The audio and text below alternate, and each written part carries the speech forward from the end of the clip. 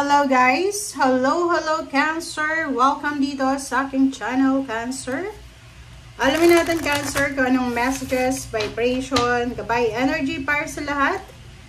This is general reading for the second half of April 2025. I hope na makuha mo yung energy, Cancer. Okay, first card natin is slow down and rest. You need it. So, yung energy mo, Cancer, is resonated siya sa same sign mo na Scorpio and Pisces. Kung ako sa'yo, panoorin mo yung dalawang signs na yon kasi pwedeng doon din ay resonated ka or may energy yun na, or may energy yon na resonated sa'yo. Okay? So, first card mo dito, Cancer, is slow down and rest. You need it. Kailangan mo daw, Cancer, na magdahan-dahan. Kailangan mong magpahinga. Kita mo dyan, sinasabi ng baraha, mag-relax ka. Same din with the Scorpio na sinasabi na tune in your inner peace. Ganun din dito. Huwag masyadong mag-double time, lalo na kung nasa mainit kang lugar. Kailangan mong magdahan-dahan. Huwag masyadong magalaw, huwag masyadong busy. Okay? Give time para mag-peace and rest ka. Parang peace and rest pa. Sorry. Ano ba yan? Give time para makapag-rest ka. Rest ka. Hindi ko alam kung bakit ako bulol na bulol sa ngayon. Kasi kailangan mo daw to. Pwedeng yun. Kung halimbawa sa gabi, na-stress ka, hindi ka makatulog sa gabi, uminom ka ng ng pampakalma. Diba? Kung ano yung pampakalma, tea, huwag kang iinom ng kape sa hapon or sa gabi, lalo nang may stress ka niyan. So, maligo, araw-araw, ilang beses kang maligo dapat, lalo na kung nasa mainit kang lugar. Isulat mo yung mga parang hindi mo masyadong gusto sa buhay mo para maalis na to. Parang ganon. So, kailangan mong i-prioritize yung peace and harmony sa buhay mo. Okay. Di ko alam kung bakit, pero yung water sign, lahat ngayon ay ina-advisean silang magpahinga. Magpahinga. Huwag masyadong mabilis kumalaw. Parang ganon. Kasi kailangan nyo daw. Ganon din yung Pisces and Scorpio. Okay. Okay, so throat chakra. Same then with the Scorpio. So, sinasabi sa'yo dito na yung throat chakra mo, sinasabi sa'yo na kailangan ng balanse. Ang throat chakra natin is halimbawa, yung pagsasabi natin ng totoo, ng nararamdaman natin, ganyan, ganito. Minsan, sinasabi ng barahan na, like may mga nag-aaway halimbawa sa pamilya nyo. May nag-aaway sa pamilya, sa kapitbahay.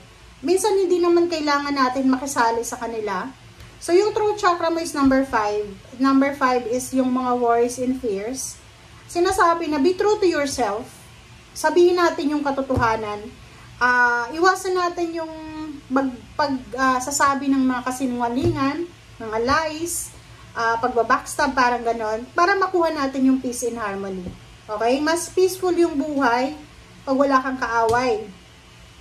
Mas peaceful yung buhay pag may nag-aaway dyan, hayaan nyo lang silang mag-away, hindi yung nakikisali tayo sa mga away ng kung kani-kanino.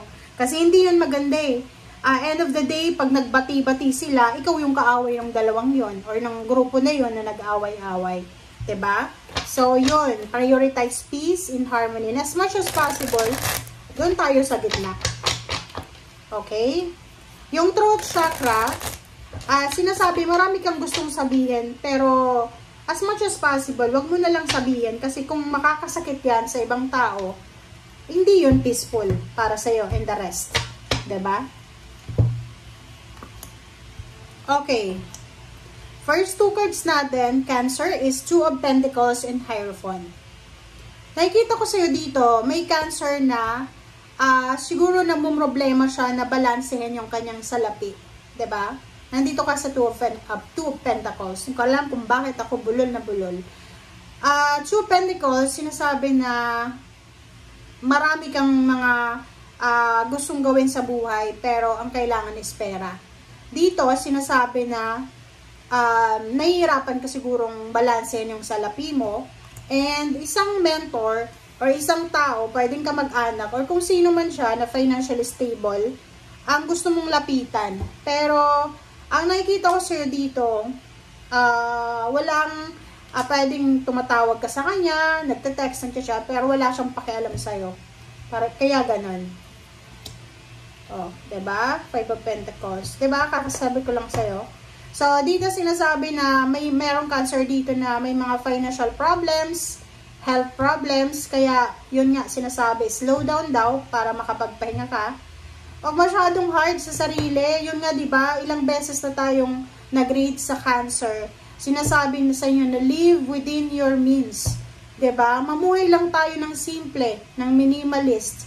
Kung may mga anak ka, or pamilya na sobrang materialistic, or sobrang gusto nila updated, yung mga damit nila, yung mga gadgets, or yung kung ano yung nakita sa kapitbahay, dapat meron sila. Dapat i-minimize mo yon sa ngayon.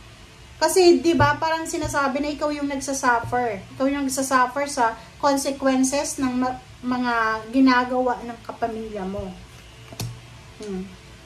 Kita mo?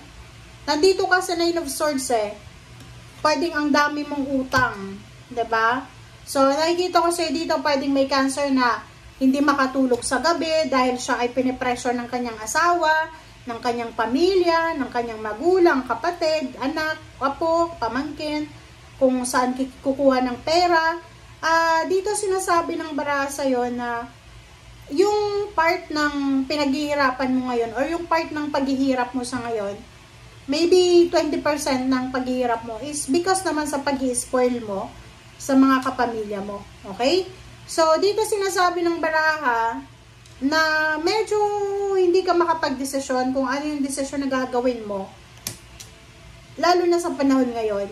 Okay? Parang medyo may edad ka na, pwedeng dati kang OFW, or pwedeng dati kang may trabaho sa city, or sa ibang bansa, or sa Maynila, or sa kung saan man na city. And ngayon siguro may edad ka na, so parang nakita natin na masyado mong binigay yung lahat sa pamilya mo, and ngayon ikaw yung nagsasuffer. Mag-comment ka sa comment section. Okay? Diba? Sinasabi sir dito ng baraha na may posibleng mangyayari sa mga susunod na buwan at taon, lalo na sa pamilya mo. Kung ikaw ay isang cancer na nagbabalak na magpakasal, huwag kang ma-pressure sa ngayon. Pwede naman makapaghintay yung kasal mo. Yung iba nagbabalak na magpatayo ng bahay, bumili ng sasakyan, mag-business, or kung ano man to na mabilis na gusto mong gawin, slow down. Okay? Slow down guys. Mag-slow down ka. Huwag tayong masyadong magmadali. Huwag tayong masyadong nag-i-expect sa future natin. Like, di ba parang may parent na parang feeling niya yung anak niya, siya yung mag-aahon sa kanya sa kahirapan. So, hindi ganon dapat yung mindset natin. Kasi wala tayong control Diba? Sinasabi dito ng baraha sa'yo na in the near future, okay, sa mga susunod na taon or buwan, kung talagang gusto mo na makuha lahat ng minamanifest mo sa ngayon, kailangan mong pasukin ang lahat ng mga possibilities and opportunities. Diba? Pero legal opportunities siya.